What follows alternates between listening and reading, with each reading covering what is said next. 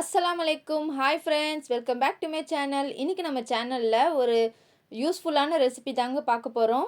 Left over rice இருக்கும்ல, நைட்டுக்கு மிஞ்சி போன ரைஸு அந்த மாதிரி இருந்தால் வேஸ்ட்டாக தூக்கி போடாதீங்க. ஒரு யூஸ்ஃபுல்லான ரெசிபி தான் உங்ககிட்ட நான் ஷேர் பண்ணியிருக்கேன். இந்த வீடியோ ஸ்கிப் பண்ணாமல் முழுசாக பாருங்கள். இதில் 2 ரெசிபி இருக்குது.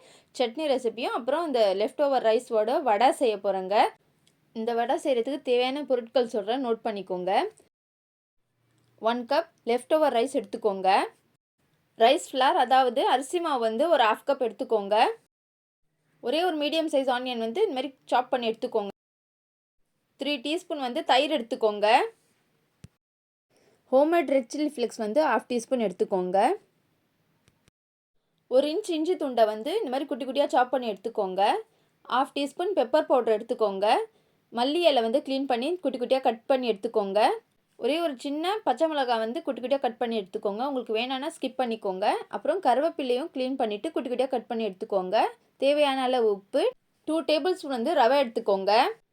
வடைக்கு சைட் டிஷ்க்கு வந்து நல்ல டேஸ்டியான க்ரீன் சட்னியோட தேவையான பொருட்கள் சொல்கிறேன், நோட் பண்ணிக்கோங்க. 1 டீஸ்பூன் தயிர் எடுத்துக்கோங்க. 1/2 டீஸ்பூன் வந்து புளி பேஸ்ட் எடுத்துருக்கேன். உங்களுக்கு வந்து புளி வந்து நெல்லிக்காய் அளவு எடுத்துக்கோங்க நீங்கள் அரைக்கிறதுக்கு. தேவையான அளவு உப்பு. 1/2 டீஸ்பூன் ஜீரகம் எடுத்துக்கோங்க. 2 பல் பூண்டு. 2 பச்சை மிளகாய் எடுத்துருக்காங்க காரசாரமாக இருக்கிறதுக்கு. கொஞ்சமாக கைப்பிடி அளவு புதினா இலையும் அப்புறம் ஒரு கை கொத்தளவு வந்து மல்லி நல்லா க்ளீன் பண்ணி எடுத்துக்கோங்க. இப்போ வாங்க வடை ரெசிபி செய்ய ஸ்டார்ட் பண்ணிடலாங்க. ஒரு ட்ரையான மிக்ஸி ஜாரில் நான் 1 கப் ரைஸ் சொல்லியிருந்தேன்ல, அதை ஆட் பண்ணிக்கோங்க. இந்த ரைஸ் கூடவே தயிர் 3 டீஸ்பூன் தயிரும் ஆட் பண்ணிவிட்டு நல்லா அரைச்சி எடுத்துக்கணுங்க. தயிர் வந்து திக்காக இருக்கிற மாதிரி பார்த்துக்கோங்க. தண்ணி ஆயிடுச்சுன்னா வடை வந்து ஷேப் வராது, அதனால தான் சொல்கிறேன். பாருங்கள், இந்த மாதிரி நல்லா அரைச்சி எடுத்துக்கோங்க. நான் தண்ணியை ஆட் பண்ணல, தயிரோடையே அரைச்சி எடுத்திருக்கேன். நல்லா இந்த மாதிரி ஃபைன் பேஸ்ட்டாக வந்துருச்சு. இது வந்து ட்ரையான ஒரு பவுலுக்கு வந்து மாற்றிடலாங்க. இதுலேயே வந்து நான் சொன்ன ஆனியனை வந்து நல்லா ஃபஸ்ட்டு போடுறதுக்கு முன்னாடியே கொஞ்சம் உதிரி உதிரியாக பண்ணிக்கோங்க. அப்புறம் ஆட் பண்ணிக்கோங்க. இப்போ நான் சொன்ன எல்லா இன்க்ரீடியன்ஸும் ஆட் பண்ணிக்கோங்க. இஞ்சி, ரெட் சில்லி ஃப்ளேக்ஸு, அப்புறம் கருவேப்பிலை, பச்சை மிளகாய், அப்புறம் மல்லி இலை எல்லாமே ஆட் பண்ணிக்கோங்க. பெப்பர் பவுடர், அப்புறம் ரவையும் இதுலேயே ஆட் பண்ணிவிட்டு உப்பு தேவையான அளவு உப்பு ஆட் பண்ணிவிட்டு அரிசி மாவு வந்து 3 டீஸ்பூன் ஃபஸ்ட்டு ஆட் பண்ணிக்கோங்க. மிக்ஸ் பண்ணி பார்த்துட்டு ஊறின பிறகு தெரிஞ்சிடும் நமக்கு.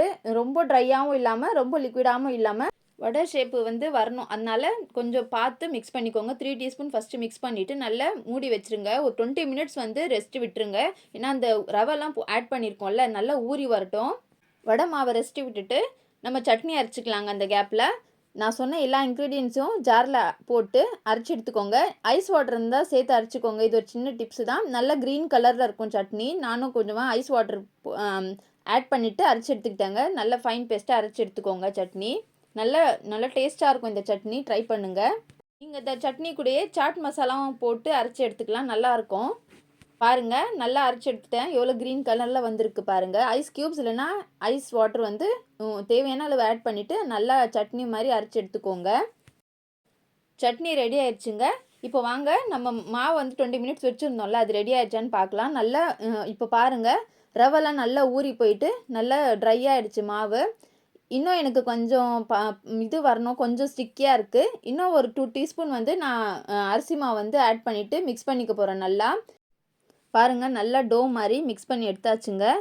சாரிங்க, ப்ளே பட்டன் வந்து ஆன் பண்ண மறந்துட்டேன். நான் வடையை செஞ்சு முடிச்சிட்ட பிறகு நான் அப்புறம் பார்த்தா ஆனே பண்ணலை. அதுக்கப்புறம் திருப்பி உங்களுக்காக நான் ஒரு வடையை மட்டும் இந்த மாதிரி திருப்பியும் டோவாக மாற்றிட்டு திருப்பி உங்களுக்கு பண்ணி காமிக்கிறேன். இந்த மாதிரி தண்ணி ஒரு பவுலில் வச்சுட்டு கை நல்லா நனைச்சிட்டு இந்த மாதிரி டோ பாருங்கள், கரெக்டாக பதத்துக்கு வந்திருக்கு. இந்த மாதிரி வரணும் உங்களுக்கு.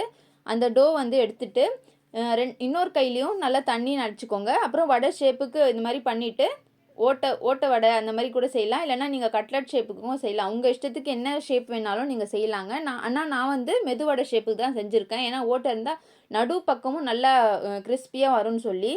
இப்போ வாங்க வடை ஃப்ரை பண்ணி எடுத்துக்கலாம். ஆயில் நல்லா ஹீட் ஆகிடுச்சுங்க. எண்ணெய் நல்லா ஹீட் ஆன பிறகு மீடியம் ஃப்ளேமுக்கு மாற்றிக்கோங்க. ஃபஸ்ட்டு ஹை ஃப்ளேமை வைங்க, அப்புறம் மீடியம் ஃப்ளேமுக்கு மாற்றிட்டு ஒவ்வொரு வடையாக பார்த்து எண்ணெய் மேலே தெறிக்காமல் நான் நல்லா மேலேயும் கீழேயுமா திருப்பி விட்டு ஃப்ரை பண்ணிக்கோங்க. ஈக்குவலாக கோல்டன் ப்ரௌன் வர வரைக்கும் ஃப்ரை பண்ணிக்கோங்க. நல்லா கிறிஸ்பியாக இருக்குங்க இந்த வடை. பாருங்கள் வடை நல்லா எவ்வளோ கிறிஸ்பியாக கோல்டன் ப்ரௌனுக்கு நல்லா ஃப்ரையாக இருக்குன்னு சொல்லி. நீங்கள் வந்து ஹை ஃப்ளேமில் வச்சு வறுத்திங்கன்னா உள்ளே இருக்கிறது வேகாது, அதனால் மேலே இருக்கிறது கருகிடுங்க. அதனால் பார்த்து மீடியம் ஃப்ளேமில் வச்சு நல்லா 2 சைடுமே நல்லா கோல்டன் ப்ரௌன் வர வரைக்கும் ஃப்ரை பண்ணிக்கோங்க. நல்லா டேஸ்டியாக இருக்கும் இந்த வடை. ஏன்னா ரவெல்லாம் போட்டு செஞ்சதால். அது கூட நம்ம சட்னியும் செஞ்சுருக்கோம். நல்ல சட்பட்டையான சட்னிங்க அது. நீங்கள் ஒரு வாட்டி ட்ரை பண்ணிங்கன்னா உங்களுக்கே பிடிக்கும். அதனால் சாப்பாடு வேஸ்ட்டாகவே ஆகாது. இருந்தாலும் நீங்கள் இது மாதிரி சாப்பாடு வேஸ்ட் பண்ணாமல் இந்த மாதிரி செஞ்சுருங்க. பிரேக்ஃபாஸ்ட்டுக்கு இல்லைனா ஈவினிங்க்கு. மத்தியானம் சாப்பாடு ரைஸ் மிஞ்சிச்சுன்னா ஈவினிங் செஞ்சுருங்க. நைட்டு மிஞ்சிச்சுன்னா காலையில் பிரேக்ஃபாஸ்ட்டுக்கு செஞ்சுருங்க. ரொம்ப யூஸ்ஃபுல்லாக இருக்கும். ஒரு வாட்டி ட்ரை பண்ணிங்கன்னா நீங்களும் வேஸ்ட் பண்ண மாட்டீங்க சாப்பாடை. வடை எப்படி கிறிஸ்பியாக இருக்குன்னு காமிக்கிறேன் பாருங்கள். காமிக்கிறேன் பாருங்கள்.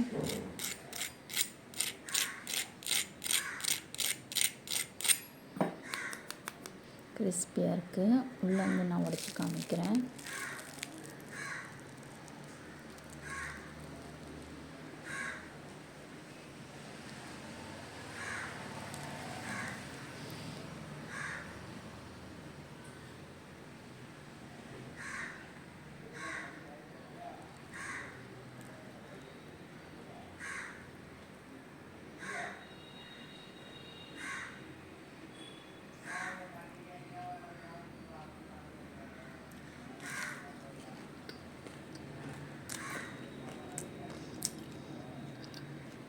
இந்த ரெசிபி உங்களுக்கு யூஸ்ஃபுல்லாக இருக்கும்னு நம்புகிறேங்க.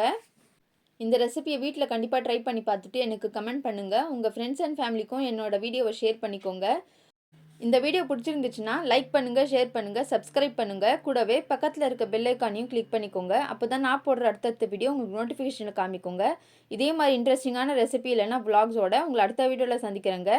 டில் then thank you, bye bye. Thanks for வாட்சிங்.